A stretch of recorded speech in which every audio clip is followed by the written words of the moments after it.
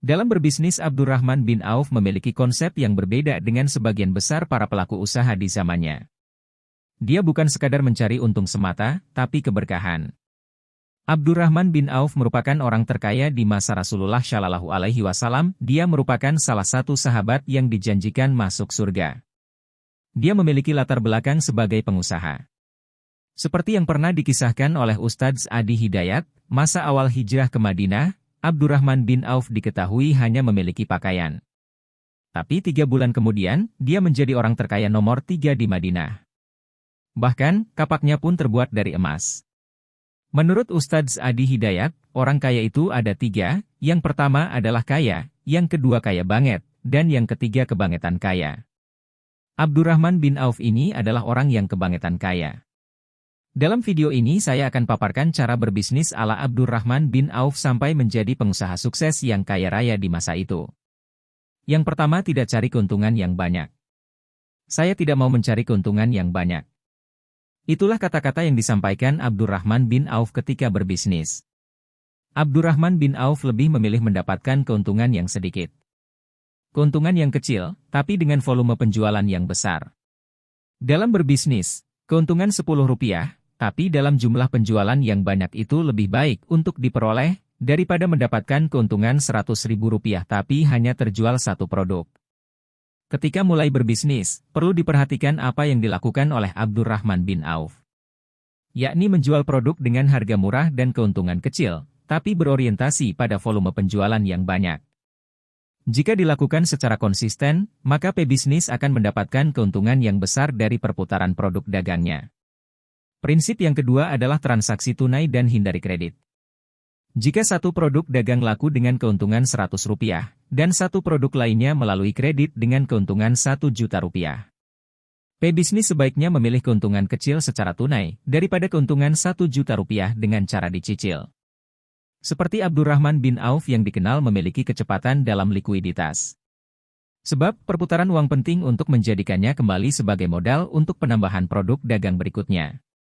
Risiko harus menjadi faktor yang perlu dipertimbangkan bagi pebisnis untuk menghindari kerugian yang lebih besar pada transaksi kredit. Sebab, dalam bisnis perputaran keuntungan sebagai modal perlu diperhatikan. Salah satunya juga untuk menghindari hutang dalam modal usaha. Risiko ketika melakukan penjualan dengan cara kredit adalah macet pada proses pembayarannya. Prinsip yang ketiga yaitu kerjasama dan integritas. Integritas sendiri berarti mutu atau potensi yang bisa ditonjolkan seperti kewibawaan atau kejujuran. Integritas, pada dasarnya, adalah tentang melakukan apa yang benar bahkan ketika tak ada yang mengawasi. Ketika Anda menjaga integritas dalam kompetisi bisnis, Anda tidak hanya membangun reputasi yang kuat, tetapi juga memberi diri Anda sendiri landasan keberhasilan yang tak ternilai. Abdurrahman bin Auf seperti diketahui pada masa awal hijrah ke Madinah tidak memiliki apapun kecuali pakaiannya. Kemudian, ia mengajak kerjasama dengan salah satu pemilik barang untuk mencarikannya pembeli dengan membawa produk dagangnya terlebih dahulu dan memberikan uang ketika sudah laku terjual. Dalam kurun waktu 1 bulan, Abdurrahman bin Auf mampu membuka kios di pasar.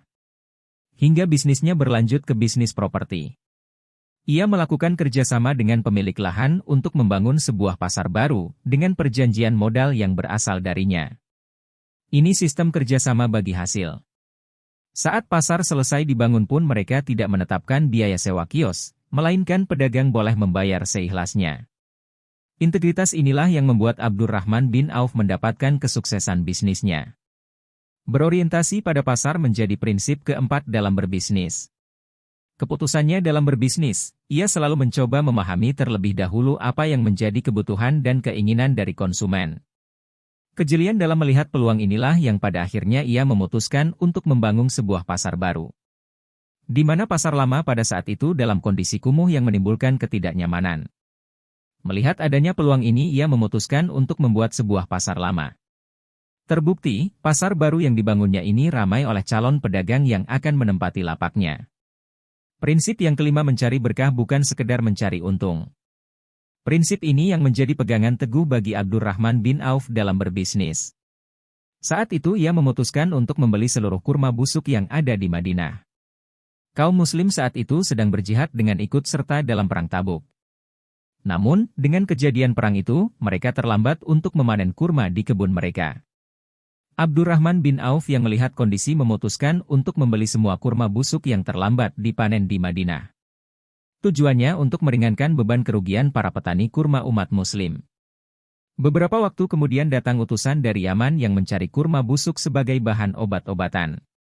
Hingga terjadi kesepakatan Abdurrahman bin Auf dengan utusan tersebut, di mana kurma busuk yang dibeli Abdurrahman bin Auf dengan harga normal sebelumnya, dibayar oleh utusan Yaman tersebut dengan harga 10 kali lipat. Inilah cara Allah memberikan pertolongannya kepada Abdurrahman bin Auf yang juga menolong umat Muslim Madinah kala itu.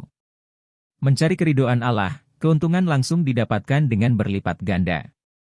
Prinsip yang keenam yang merupakan prinsip terakhir yang dipegang oleh Abdurrahman bin Auf adalah barang berkualitas. Abdurrahman bin Auf selalu memastikan barang yang dijualnya memiliki kualitas baik. Jika ia mendapati kecacatan pada produk dagangnya, maka ia secara jujur menyampaikan kecacatan tersebut kepada calon pembelinya. Ia selalu jujur dalam berdagang dan menjamin segala dagangannya memiliki kualitas yang baik.